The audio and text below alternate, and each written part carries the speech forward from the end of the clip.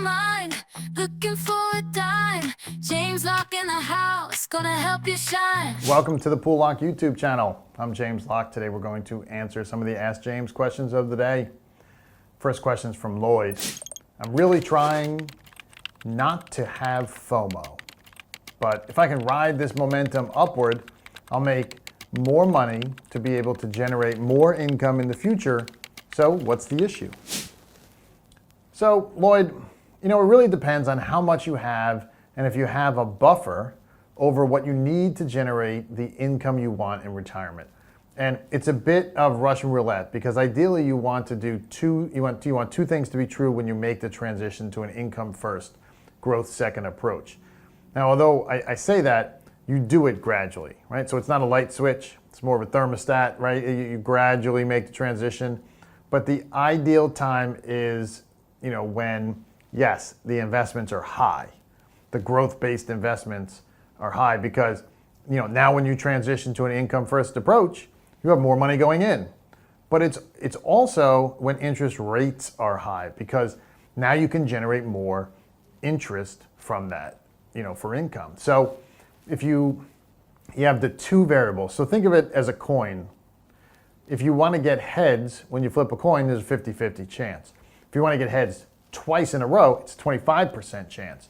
So just to ensure randomness, you want to have, when the market's up, not down, when interest rates are up, not down, there's about a 25% chance at any given time that both will be true. So think of it, think it through for a minute. The Fed's lowering interest rates, and that causes the markets to go up. As soon as the markets think that interest rates might go up, the markets oftentimes will come down. So now you have to have the market near its high, but interest rates are still low. Okay, so I'm going to wait until interest rates go up. Okay, well then you might wait, and then the interest rates might be higher, but now the market's going to be lower. So again, you're playing whack-a-mole with, one or the other.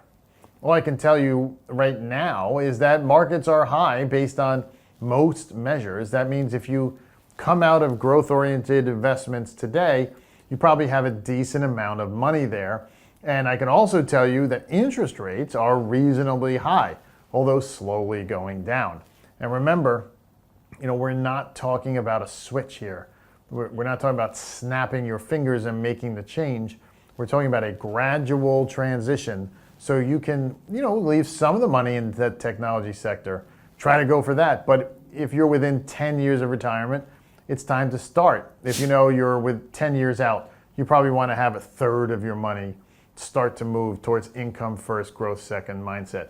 If you're 5 years out, maybe you want to be 60% or half. And if you get right to retirement, maybe you want 80 or 90%, depending on how much money you have allocated towards retirement income. So the first step is to figure out, okay, how much money do I need to generate the amount of retirement income I want, assuming you can get 4 or 5% interest and dividends. And then, do I have excess? Well, if you have excess left over, well, then great. You can take more chances. But if you don't, if you're cutting it close to the vest, really, then just be careful. Remember when the technology market dropped in the year 2000, it took 17 or 18 years to come back. So you have to say, gee, if I'm this close to retirement, can I work for another 17 or 18 years? Is that okay? And that should answer your question. Hey, that is a great question. And if you'd like to send in your question, like Lloyd did, you can do so. You can email them to poollocke@poollocke.com. Moving along, we'll go to our second question, and this is from Cindy. Now she says, I don't really pay much attention to our investments, but I'm really worried that my husband has FOMO, fear of missing out. What should I look for? Okay, I'm sure you know your husband much better than I do. So if that's what your gut instinct tells you, your intuition is telling you that you might be right. And frankly, FOMO is more of a male construct than a female construct when it comes to investing, because some men look at investing as a combat sport. They look at it as a competition. I'm competing against my friends. I'm competing against my neighbor. In fact, it's interesting when women get a nice investment tip or idea, they're willing to share it with others. Oftentimes when men get it, they kind of hoard it to themselves because it's like their secret edge, and they don't want to give up that edge. So it's very possible that your husband has FOMO. So how do we determine this, and how do we get around it? Well, the first thing I would do is take a look at the statement. It sounds like he's probably handling more of the investment strategies than you are. Take a look at your statement and see what the current yield is, the income. Usually, you can go over to the right-hand column. Now, I'm not talking in a 401k. 401ks often don't have this, but a regular brokerage statement, investment statements, go over to the right-hand column. It should say current income or current yield or annual yield. If it doesn't, if it's just a lump sum amount, then maybe you can ask, oh, hey, I'm just curious. What are the interest and dividends getting paid on this account? And get an answer. And again, if it's 4, 5%, well then no FOMO there. He's already on an income first, growth second approach. But if the current income being generated, the interest and dividends is 1% or 2% or even worse, less than 1, then he might indeed have FOMO. So then I think the question to ask is, take a look at how much you have. And again, use that 4 or 5% to say, okay, if I've got, let's use a round number of $1 million, I can generate 40, 50,000 a year of income, and ask him, is that enough?